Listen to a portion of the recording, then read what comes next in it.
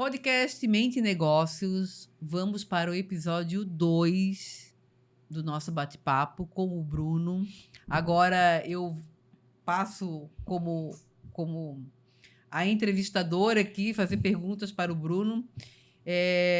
O Bruno que hoje, né, atua diretamente com toda essa parte de marketing, né, Bruno? Em especial, trabalhando essa questão da comunicação, mas atendendo muitos empresários, né? Nessa questão do como colocar o rosto nessa empresa, né? O empresário começar a trabalhar esse rosto. E, novamente, eu volto com aquela fala, né? Pessoas se conectam com pessoas. Então, hoje, as redes sociais, a comunicação, o marketing, ele vem pedindo que o empresário ele esteja presente também como rosto, como fala, né? Como relação dessa marca com a empresa e a história dele também. Bruno, então vamos aqui para a segunda... Vamos lá. A segunda parte, né, desse nosso bate-papo. E eu vou começar com uma pergunta aqui. Você trabalha nos bastidores das marcas pessoais, né? E quando um CEO, um empresário chega até você e ele diz: eu preciso aparecer mais, estão pedindo que eu apareça mais no meu rosto, mas eu odeio, eu não gosto. Como que a gente possa resolver essa situação? Não, perfeito.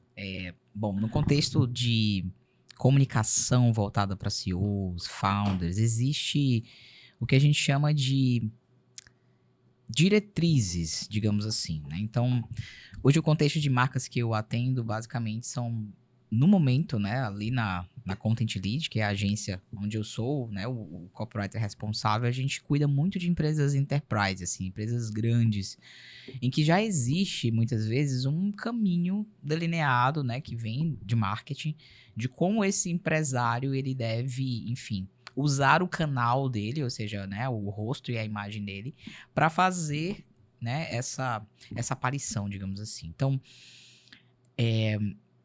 dentro do universo de conteúdo, existe o que a gente chama de objetivo principal, que é o objetivo de marketing que a gente tem ali com a comunicação, e segundo, os formatos para cada rede social.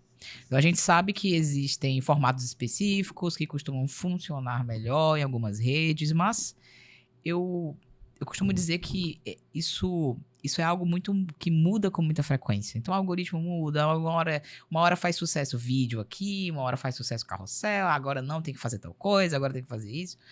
E eu costumo dizer que o mais importante é você ser consistente nessa aparição, mesmo que você não consiga de repente seguir, né, o que tá meio que em alta no momento. Então, quando a gente pega e aí eu vou dizer que quase todo mundo não gosta de aparecer por N razões, né? Eu aqui, né? Você sabe bem É um como desafio, mas estamos aqui firme e forte. O que eu costumo fazer é primeiro entender qual é esse objetivo, né? O que ele busca alcançar através dessa comunicação.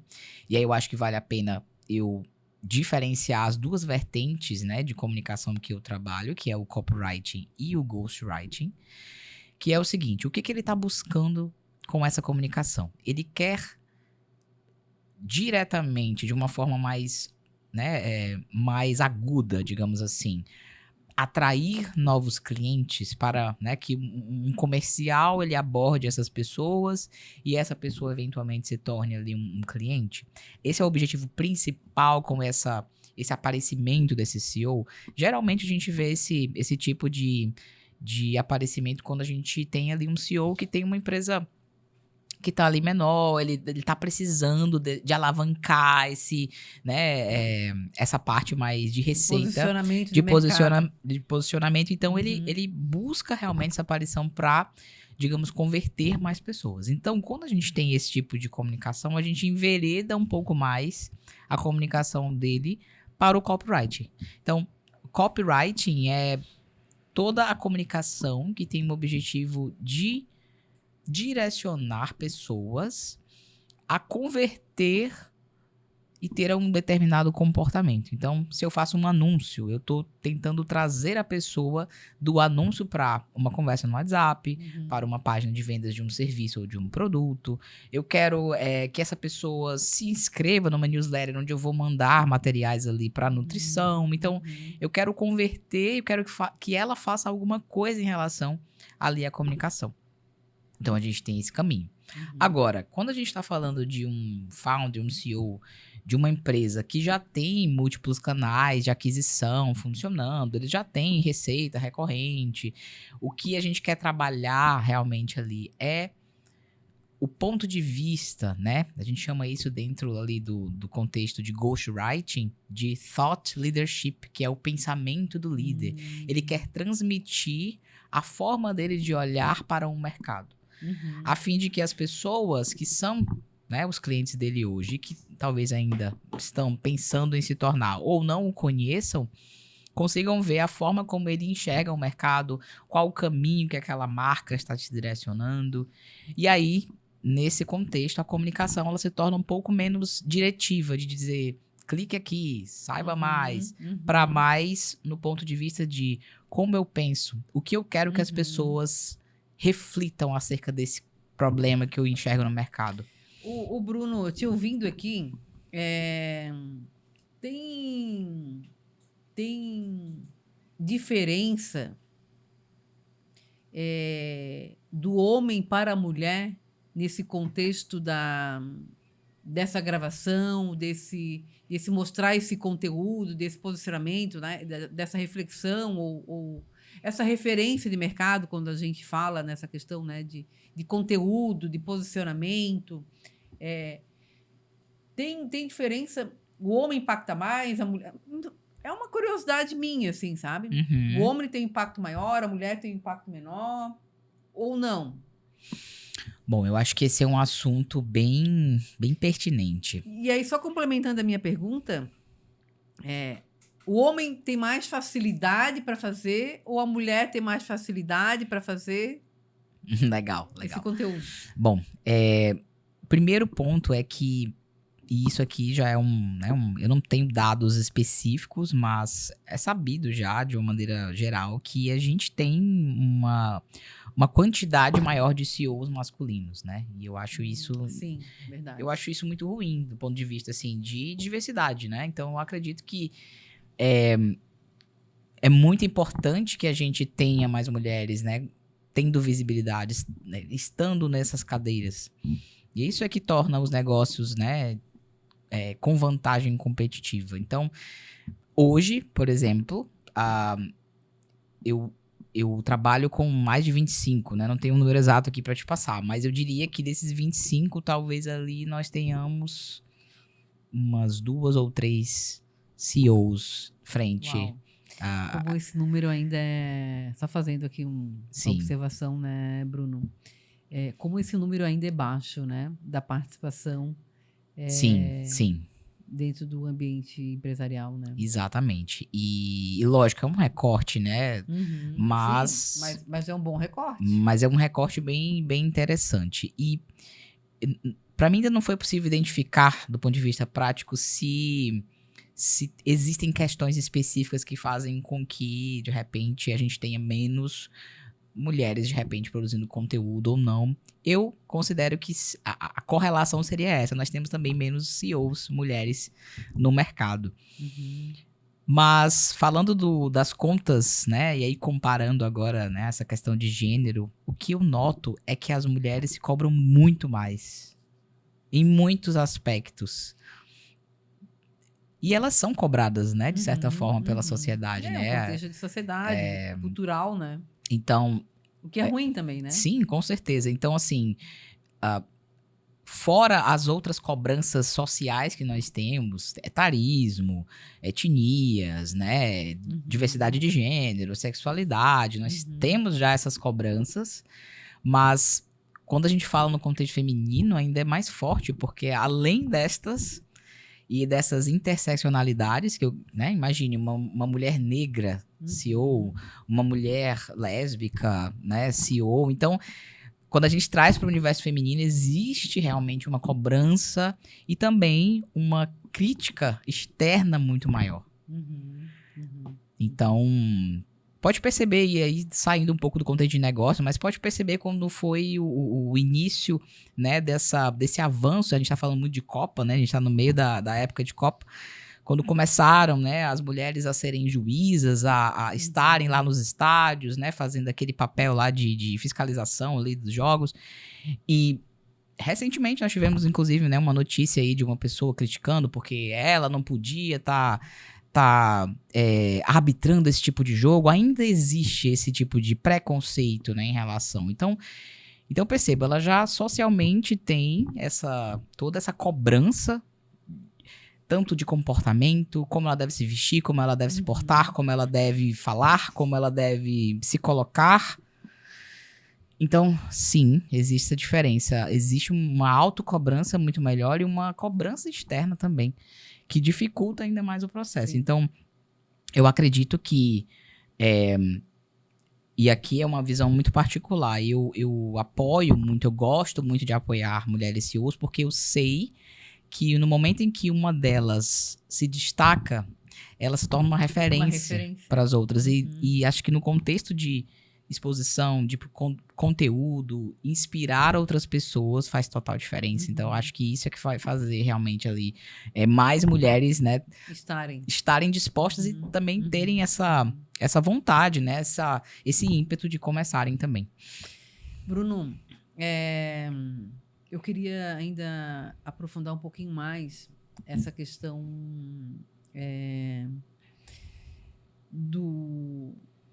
como é que eu vou colocar? Vou trazer o meu exemplo aqui como CEO, né, como dona de empresa, e essa questão de estar participando das redes sociais e de trabalhar essa questão de conteúdo.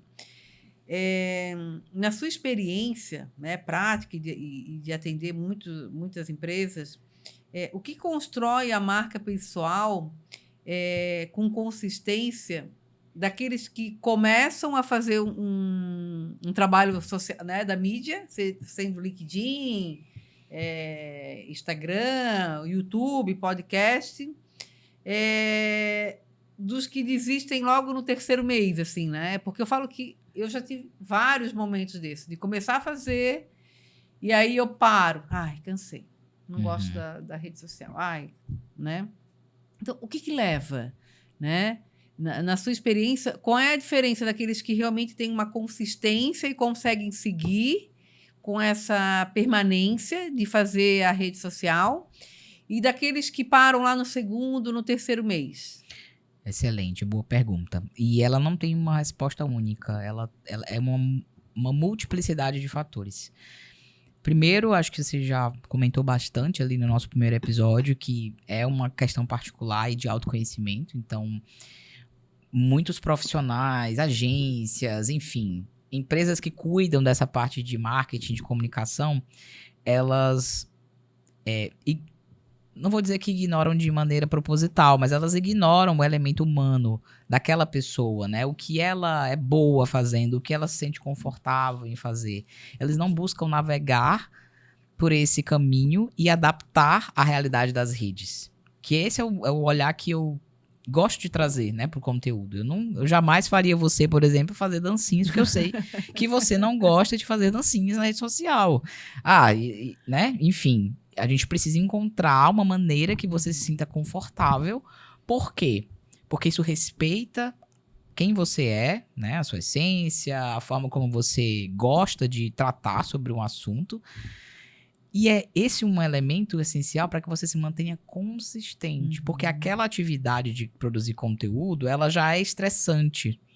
Por N fatores, né? Aí tem que se arrumar, no seu caso, né? Se arrumar e tudo mais. E não sei o que, não gostei, vou voltar. Então, já é estressante. Então, o seu próprio corpo, ele já sabe que você vai fazer aquilo. E se eu trago, né, um modelo de trabalho, de produção, que seja desgastante, seja ruim, que você se sinta incomodado, a tendência é que você vai desistir mesmo. Então, tem esse fator pessoal muito forte. O segundo fator que eu consigo enxergar nesse processo de desistência é produzir conteúdo é um trabalho de médio e longo prazo. E aí, de novo, eu trago aqui a questão do objetivo. O que você quer com essa comunicação? Eu quero amanhã ter, sei lá, 50 pessoas interessadas. Não é assim que funciona. Porque as pessoas, elas têm níveis de consciência diferentes em relação àquele problema que você soluciona com o seu serviço ou seu produto. Então, é muito difícil, especialmente no contexto B2B, que a gente está falando de serviços muito caros, né? De produtos que têm um valor alto, de você fazer ali um vídeo de 1 minuto e a pessoa já... Não, tá aqui, eu quero fechar amanhã. Não é assim que funciona. Então, existe um trabalho de conscientização através do conteúdo que deve ser feito. E aí, existe um passo a passo, né? Para essa pessoa... Até essa pessoa comprar de você, primeiro ela vai te conhecer, depois ela vai gostar de você. Ter confiança, né? Confiar em você, credibilidade. E aí ela vai comprar eventualmente. Então, eu não me lembro o número exato agora, mas eu vi recentemente uma pesquisa que mostra que são vários contatos até o fechamento de um serviço ou produto B2B. Então, isso vai levar um tempo. Então, quando esse founder, esse CEO, né, ele busca fazer conteúdo pensando que aquilo vai trazer vendas de uma forma imediata, a tendência é ele desistir também, porque não é.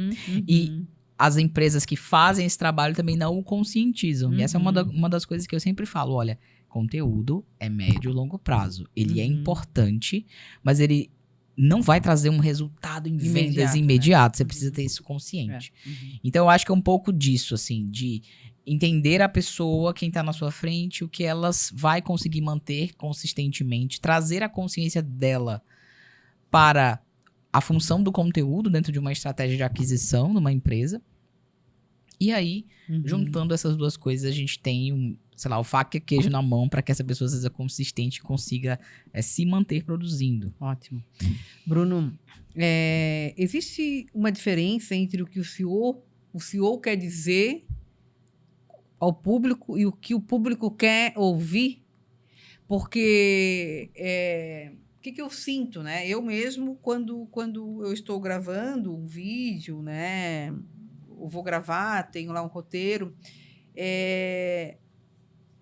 não sei se é uma preocupação a palavra, sabe? Mas a gente fica analisando e pensando se a forma como eu estou passando esse conteúdo, ou o conteúdo que eu estou passando, que eu quero passar, é o que o público realmente quer ouvir, né? E aí, o CEO, ou quem está ali fazendo o vídeo, ela fica numa expectativa, né, daquele vídeo entregar, daquele vídeo levar uma informação e ele acaba não tendo, né, não levando esse resultado. Tem essa... E já que nós estamos aqui, né, também levando conteúdo para os nossos ouvintes, para os nossos empresários, né, até dar alguma dica para eles, assim, sabe? O que deveria ser feito, né? Se existe essa relação ou não. É uma dúvida até minha, sabe? Excelente. Bom, existe sim uma diferença. E eu vou te dizer que esse é um dos principais desafios, né? Primeiro, para o CEO entender, porque para ele parece óbvio, quando a gente olha para um contexto do que está acontecendo, a gente quer falar sobre o que a gente vê, o que a gente pensa. E muitas vezes o que a gente vê, o que a gente pensa, não é o que aquela pessoa do outro lado está vivendo agora. Não é o momento dela. Então, eu falo que produzir conteúdo hoje o fator essencial para você produzir um bom conteúdo que conecte com a sua audiência, com as pessoas que você quer realmente alcançar, é você genuinamente se importar com elas. Por quê? Porque quando você se importa com o outro, você senta e tenta entender as dificuldades sobre o olhar dele, não sobre o seu olhar. Muito bom. Então, eu já resolvi questões, por exemplo, de autoconhecimento. Eu sei já como lidar com impostores ou, enfim. Mas aquela pessoa não sabe. Então, não adianta eu dizer, não, você tem que fazer isso. Ela não entende, ela não consegue compreender isso no momento. Então, é você sentar ao lado dela, ver o mundo sobre os olhos dela e comunicar de uma forma que ela consiga entender. Uhum. E essa parte da comunicação fácil e acessível é uma dificuldade também, especialmente em contextos muito técnicos. O que você traz faz muito sentido, né? Realmente, né? Essa reflexão. E aí entra novamente aquela questão que eu trouxe lá no episódio, né? No primeiro episódio da nossa conversa, eu gravar, eu falar algo que eu realmente acredito e quero e gosto e faz sentido, ou fazer algo que alguém está me falando, Wanda, você tem que fazer isso porque agora é moda, porque agora é o que vai viralizar. Sim, totalmente. Né? E aí, por mais que esse viralizar pode ser que seja a forma que vá chegar no meu público, mas eu não faço de coração, né? Não faço de alma, eu não faço de presença. Acho que a palavra é essa. Acho que é presença, sabe, Bruno? E aqui eu vou fazer uma comparação com, acho que um dos maiores comunicadores que a gente já né, conheceu na história, que foi Jesus Cristo. Ah, sim. Ele falava de uma maneira que aquelas pessoas que o ouviam conseguiriam entender através de parábolas, de histórias. Porque se ele fosse falar com todo o seu conhecimento, de tudo que ele sabia do que estava para além da matéria, ninguém ia conseguir entender. Então ele precisou adaptar a mensagem que ele queria trazer, fazendo essas comparações. Então, é muito interessante, né? A história de Jesus Cristo eu aprofundei mais recentemente, né? Eu assisti o seriado do The Chosen, O Escolhido, né? E foi um grande aprendizado assistir aquele seriado. Até eu indico, né, o seriado para todos, empresários ou não, para assistir, porque realmente, né, Jesus Cristo foi o maior líder, né, é a referência de liderança, é referência de humildade, de simplicidade, mas também de posicionamento, porque ele se posicionava. Totalmente. Né? Ele se posicionava mesmo... Né? A coragem de não agradar é Jesus Cristo. Sim. Né? A coragem de não agradar. Porque ele não agradou da própria cidade dele, que era Jerusalém. Né? Exatamente. E foi difícil, porque imagina, a cidade dele, de onde ele veio, a mãe dele estava lá, né? Se a gente for olhar essa história, né? E agora você, falando dessa relação de Jesus Cristo, né? Como comunicador, porque é uma referência de comunicação. Com certeza. Né? Em vários momentos, ele ia para o momento dele, orava, conversava com Deus, né? E pedia, né, as palavras para que pudessem ser as melhores palavras para aquele público que ele ia estar atendendo. Sim. Né? Então, faz todo sentido essa sua fala, Sim, né, Bruno? Totalmente. E eu vejo isso acontecer muito porque, enfim, são vários nichos, né, que eu atuo hoje. Então, tem criptomoeda, tem IA, que são coisas muito técnicas, né? Poxa, como que eu consigo falar sobre esse assunto de uma forma que aquela pessoa que talvez não faça a menor ideia, talvez ela não entenda. Como que eu uso uma linguagem, como que eu falo sobre algo que vai de fato ajudar essa pessoa no dia a dia dela e me faça entender. Então, nicho médico também é bem comum isso. Ele começa a falar sobre os nomes complexos lá da medicina, o nome da doença, mas a pessoa, ela não sabe o que é uma esteatose hepática. Ela sabe o que é gordura no fígado. E aí o médico, não, porque se você fizer isso, você vai, né, ter esteatose. Ela não vai se conectar, porque não tá na realidade dela. Então, é bem isso, assim, é o olhar para o outro e como que eu produzo algo que ajuda essa pessoa a resolver um micro problema ou trazer à luz para um assunto que hoje ela tem uma crença que não é verdadeira e que eu sei que não é verdadeira. Mas de forma que ela entenda e seja transformador para ela. Da forma que ela entenda, falar na palavra, no olhar dela, mas falar da forma que ela vai sentir. Isso. E aquilo vai tocar ela. Isso. Né? E aí vem justamente essa questão de a gente usar determinados termos técnicos que não vai conseguir chegar. Sim. Mas a forma como posso sentir. E aí, novamente, eu venho lá fazendo essa relação do seriado, quando Jesus conseguia aquela multidão para parar e ouvir a sua parábola, a sua história, a sua mensagem. Isso. Né? Então, e era o sentir, porque as pessoas sentiam aquilo no coração, na alma, né? E aquilo fazia sentido. E quando faz o sentido, quando sente, né? Muda a postura, transforma, né? Porque o sentir, você não consegue apagar. Sim. O sentir aquela situação, você não consegue mais apagar. Então, quando você vivencia uma situação, aquilo está sendo positivo ou negativo, ela fica registrada. Né? E eu falo que isso é um superpoder. É um poder que pode ser usado pelo bem e pelo mal, né? Porque hoje a gente está muito acostumado a ver a comunicação, o copywriting, sendo utilizado de uma maneira antiética, muitas vezes, né? Tá todo mundo meio ressabiado com produtos, aquelas promessas vazias, né? Aquela coisa mais agressiva. E existe muito isso, né? De mexer com o emocional. Mas existe também um lado ético de dizer a verdade. A verdade, tipo, de não utilizar desse grande poder para persuadir as pessoas a fazer algo que, de fato, não vai trazer retorno nenhum. E aí você traz algo que eu vejo muito importante, né? E até mesmo significativo, que é a verdade, né? A verdade no que você fala, a verdade no que você entrega, né? E a verdade no que você quer realmente fazer essa relação com o seu cliente, né? Sim. Bruno, me veio agora, nós estamos aí vivendo o mundo da Copa, né? Nesse momento, né?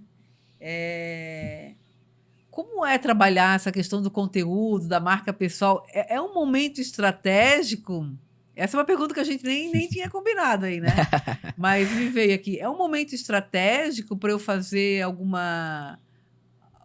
conteúdo de copyright, né? De divulgação, de posicionamento de marca, posicionar uma marca pessoal.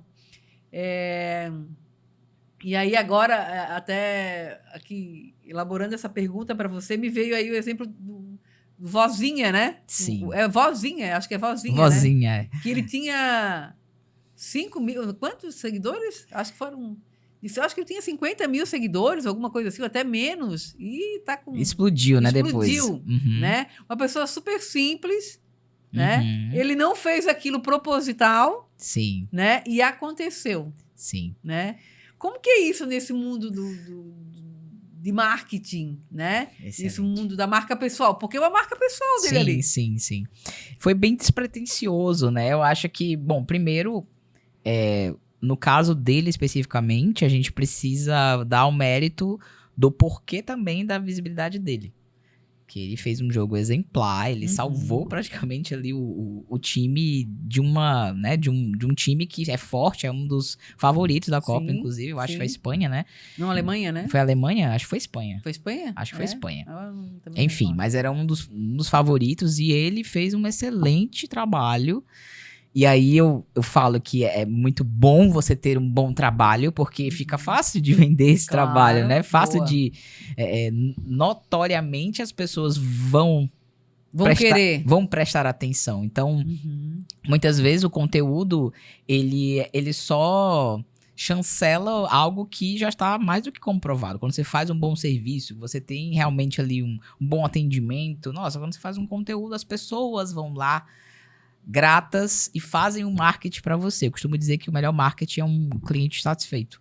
Sim. Porque ele vai referenciar você, vai chancelar tudo isso, né? Então, no caso dele, foi algo excepcional e fora da curva. Então, eu não acho que a gente deve tomar ele como um padrão, porque não é, né? Não é, mas assim, foi algo que aconteceu, né? E como as marcas podem usar esse tipo de movimento, né? A gente está vivendo várias coisas ao mesmo tempo, né? Nesse segundo semestre. Eu acredito que a melhor forma de surfar essa onda, né, da Copa, por exemplo, é tentar entender como você consegue juntar o tema que mobiliza, né, as pessoas de uma maneira fora do comum e conectar isso com a dor que você resolve ou o serviço que você faz. Então, a Levi's é uma marca que se eu não me engano, ela detém algum direito sobre algum estádio e por alguma questão ali de compliance ou algo nesse sentido, não poderia fazer ali mostrar a logo da marca no estádio por conta da FIFA. Eu não sei exatamente, que eu não me aprofundei. Uhum. Então, o que a marca fez? Eles descobriram a logomarca da Levi's e lá na rede social, no Instagram, eles mudaram a logo para a marca só com o traçado da marca para deixar igual como não estava no estádio. Então, Olha assim, só. eles aproveitaram Estrategicamente, um momento para poder fazer uma adaptação. Então, por exemplo, você trabalhar ali com, por exemplo, design. Você trabalha com design, então você começar a falar do seu serviço, como que eu faria tal coisa pra Copa, lógico. Enfim, tentar encaixar, sim, sabe? Você trazendo essa fala, quando saiu essa questão do Vozinha, né, várias profissionais, né, usaram como estratégia para mostrar, né, olha que trouxe esse resultado. Mesma coisa agora o Messi, né, fez 3-0 lá. Sim. Né? Trouxeram a história do Messi, né, Isso. do posicionamento dele e tal, da garra, e fazem a relação com o conteúdo. Isso é um bom copyright, Bruno? Isso é um excelente copyright, muito estratégico, inclusive, porque quer queira, quer não, como eu falei, a gente não vai sempre surfar. Não é sempre que existe um caminho para você surfar essas ondas. Uhum. Pode ser que a sua marca ela não se conecte com o que está acontecendo ali no momento. Então, sei lá, talvez a marca não queira se envolver em uma polêmica, não queira se envolver em determinados assuntos. E aí vai muito da identidade da própria marca. Mas aproveitar esses momentos e fazer essas conexões inteligentes, de forma inteligente, sim, é um bom copyright. Isso é sobre isso que copywriting faz. Boa. Mas aí eu preciso ter esse profissional junto comigo, certo? Sim. Porque eu, como CEO sozinha, eu às vezes não consigo ter esse olhar e fazer esse conteúdo, né? Aí entra a importância de ter um profissional, um copyright junto. Exatamente. Na minha empresa. E aí, já fazendo um gancho para essa pergunta, eu devo ter um copyright dentro da minha empresa? Um profissional de copyright dentro da minha empresa? Legal. Como CEO, né? Aqui no Brasil, essa é uma profissão que ainda é muito pouco conhecida, né? O copywriter. A gente envereda muito com nomes como redator, a pessoa que cuida, né, da parte de textos e etc. Mas fora do Brasil, nos Estados Unidos, enfim, onde nasceu, digamos assim, né, a profissão em si, o copywriter, ele era a pessoa, um braço da redação publicitária que consegue pensar em toda a campanha de comunicação. Boa. Então, a ideia principal daquela campanha, o que nós vamos construir, quais são os canais que usaremos, quem são as pessoas que nós, né, vamos alcançar. Então, ele tem essa visão 360 da campanha inteira. Então, aqui a gente acaba meio que limitando o copywriter, a pessoa que escreve uns textos ali com uma IA, principalmente hoje, dizendo que a IA vai substituir todo mundo, né? Mas não. Tem determinadas, né, áreas que não tem como substituir. Não tem, especialmente criatividade. Então, é ele que faz toda essa avaliação. Então, sim, faz muito sentido. E... enfim, é um profissional que é versátil nesse aspecto. Ele consegue, não só do ponto de vista de inteligência da comunicação, mas todos os elementos que corroboram esse caminho que eu quero fazer da comunicação. Design, vídeo, texto, tudo isso, todos esses elementos compõem a mensagem que você quer passar. E aí o copywriter é o profissional que consegue navegar por todos esses setores e enfim, trabalhar com objetivo ali. Muito bom, muito bom. Eu quero ir para uma outra linha do nosso bate-papo, que é o ghostwriter, né? Você também atua, né, como ghostwriter. E a minha pergunta você já sentiu o peso de carregar a voz de outra pessoa que não, né? Porque o ghostwriter está ali escrevendo, né? Dando suporte na escrita de um livro, geralmente, né? Geralmente são livros, né? Sim. Bruno. Você já sentiu o peso de carregar a voz de outra pessoa, né?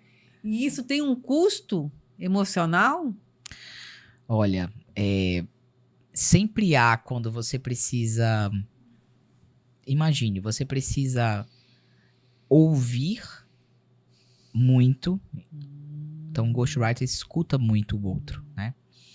Então, você precisa ouvir muito essa pessoa, precisa estar próxima dessa pessoa. E diferente do copy, em que você tem ali peças que são mais impessoais, então um site não tem que passar um ponto de vista de alguém. Ela precisa cumprir um papel, que é falar sobre o serviço, enfim.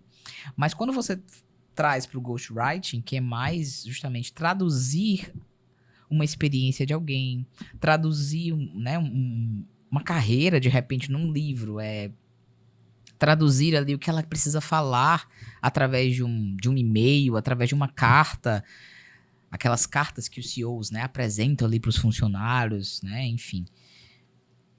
Exige, sim, realmente uma demanda um pouco mais emocional, porque às vezes, porque somos humanos e nós nos conectamos com o outro, aí vem a questão da empatia, de você, de repente, que é o que a gente quer causar. A gente quer que o nosso texto, que aquilo que a gente fala, de certa forma, toque o outro. Que a gente se conecte com o outro. Ainda mais a leitura de um livro, né, Bruno? Exato. Então, inevitavelmente, em alguns momentos, a gente acaba se conectando com algumas coisas, se vendo em determinadas situações. Então, sim, há, sim, essa relação. E às vezes o próprio processo de ghostwriting faz com que a pessoa ela também revisite algumas coisas. Então, você tá um exemplo aqui de um trabalho, né, de ghost que eu fiz anteriormente, que foi com um mentor de inglês. Ele era um mentor de inglês. Ele ensinava um método rápido para conversação. E a gente fazia um trabalho de newsletter. Então, a newsletter dele era bem pessoal. Ele trazia coisas, né, da rotina dele, né, como isso podia ser aplicado ali para o ensino, como ele enxergava o ensino. E eu me lembro de uma edição dessa newsletter onde a gente voltou um pouco para o passado, como ele gostou, né, ele começou a ler e tudo mais. E como ele juntou a própria experiência dele, sendo, né, uma pessoa, né, acima do peso, uma pessoa que tinha várias questões ali pessoais, com esse medo que as pessoas tinham de errar ao falar inglês, porque o inglês não era bonito, porque o inglês não era assim, não era assado. E aí, o trabalho que nós fizemos foi, eu enviei para ele uma série de perguntas, questionando algumas coisas, para que eu pudesse ter os insumos para escrever aquela newsletter para ele. Para entrar um pouco mais profundo na história, né, Bruno? E aí a gente fez esse trabalho. Ele disse que foi uma experiência bem diferente, porque ele, enfim, eu pedi que ele ficasse num ambiente tranquilo, que ele pensasse, fosse falando, né, naturalmente, sem script. Eu acho que o melhor ghostwriting vem assim. E depois que eu fiz essa peça, que ele leu, ele disse que se emocionou bastante, assim, ao ter lido, porque ele revisitou e ele conseguiu. Então, eu consegui não só pegar o que ele tem de bagagem e traduzir isso de uma forma que o tocou. Então, e que interessante, né, Bruno? Você conseguiu, não é entrar na mente dele, eu acho que não é isso, mas entrar na essência dele, né? sim. E buscar informações que, de repente, ele querendo escrever esse livro, ele colocaria, mas você conseguiu captar essa informação para colocar nessa Isso, história, né? E do meu lado, ao escrever, é bem interessante isso, é bem bacana. Hoje, pensando, eu até me emociono da situação, porque hoje eu sabia que estava bom. Mas podia melhorar. Eu sabia que estava bom quando eu li e eu consegui me enxergar também em vários pontos. E eu me emocionar com a própria história dele. Então eu tinha esse termômetro ali. Então é bem sim, existe com certeza, não há como não atrelar, né, esse lado humano. Na mesma linha, nós como mentores, né? Sim. Eu como mentora, né? Eu quando estou atendendo um cliente, não tem como a história dele que ele me traz, a situação, o problema, vai tocar, às vezes toca em algo em mim que vai me fazer revisitar determinadas situações e até me olhar também, né? Então essa É a nossa construção, né, Sim. Bruno? Bruno, nós já estamos indo aí para o final do nosso bate-papo, do episódio 2. E eu quero te convidar a deixar uma mensagem, uma reflexão para os nossos empresários, né? Até se você quiser olhar ali para aquela câmera Tá ali, e deixar uma reflexão, porque hoje nós tocamos em conteúdos aqui profundos, né? E que pode ser a dor de muitos empresários aqui, né? A dor, o desafio, o medo, né? Então, o que você como profissional dessa área e atende muitos empresários, qual é a mensagem, né? Qual é a fala que você poderia deixar para eles, até mesmo como uma forma de, quem sabe, instigá-los aí, né? Não, perfeito. Bom, acho que de mensagem que eu gostaria de deixar é que, primeiro, né, se conhecer, eu acho que é o fundamental para você fazer qualquer tipo de conteúdo, para você se expor com a verdade que você carrega. E jamais abrir mão dessa autenticidade, que eu acho que é na autenticidade que você se conecta com as pessoas, né? Então, a gente falou um pouco sobre isso no primeiro episódio. As pessoas percebem quando você é uma pessoa que tá ali representando um papel. E hoje, isso nunca foi tão importante, porque a gente tá vivendo um momento muito tecnológico, existe muita IA, existe, sabe, essa ideia de que nós estamos reciclando muitas coisas. Então, o humano ele vai ganhar uma força ainda maior nesse contexto. E para quem se sente ou tem dificuldade em se expor, em gravar conteúdos, em falar em público, seja o que for, eu gosto de pensar que uma boa maneira de repente, rever é que no momento em que você deixa de estar e de se colocar nesses locais, primeiro, você está dando espaço para outras pessoas que talvez não tenham a sua expertise, não tenham a veracidade, né, e a legitimidade para falar sobre esse assunto, ganharem espaço e acabarem causando aí um monte de problemas na nossa sociedade. E você também perde a oportunidade de usar o que você tem de melhor, o seu talento, as forças que você tem, para ajudar outras pessoas e inspirar outras. Uau. Então, eu acredito que essa é uma forma de olhar. Então, ver o conteúdo mais como eu vou fazendo um conteúdo, não é porque eu quero vender, ou também mas não é só porque eu quero vender e ganhar mais dinheiro, mas eu estou saindo para cumprir o meu papel e ajudar o máximo de pessoas que eu puder. E aí, como consequência, o seu negócio, a sua marca pessoal vai crescer. Acho que seria essa a mensagem. Uau! Profundo. Sim. Profundo, né? E faz justamente refletir o nosso papel como empresários, o nosso papel como servir, o nosso propósito. Sim. Né? O nosso propósito dentro da empresa. E faz refletir o meu papel como pessoa, né? Como ser humano, como eu posso contribuir para que outras pessoas cheguem nesse próximo nível, né? Muito bom, muito bom. Bruno, obrigada por esse bate-papo, obrigada por essa oportunidade, né? De estarmos aqui juntos. O Bruno veio de Brasília, né? Está passando por um evento aqui em Santa Catarina e eu tive essa oportunidade de entrevistá-lo. Muito obrigada, né? Imagina. Obrigada também por estar junto comigo nessa caminhada, me ensinando, né? Sim. Eu aprendo muito com o Bruno e a ideia é que a gente possa realmente aí, né, levar esse conteúdo para muito mais empresas, né, Bruno? E esse foi o objetivo desse bate-papo, né? Que mais empresários possam, né, se olhar dentro desse rosto, né? Desse rosto como empresa. Excelente. Eu que agradeço a oportunidade, é sempre um prazer. E vamos continuar aqui no nosso trabalho e levar, né, esse conteúdo para mais pessoas. Muito obrigada. Então, estamos aqui chegando, né, ao final do segundo episódio desse podcast, que traz justamente esse olhar do rosto, né, desse empresário, desse CEO hoje nesse mundo corporativo, mas também nesse mundo da comunicação, das redes sociais. E para aqueles empresários que estão assistindo e que, de repente, têm ainda esse desafio, essa dor, né? Não conseguem, né? Aqui no Instituto Vandalon a gente faz o trabalho, né, de mentoria, de autoconhecimento e autodesenvolvimento também. Possam aí nos procurar, a gente também tem uma equipe que trabalha conosco.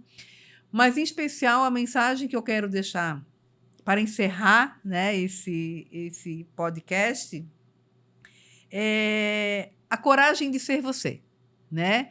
A coragem de ser você. Se tem o medo vai junto, né? Não espere o perfeito para começar, comece. E você vai ajustando, você vai melhorando, né?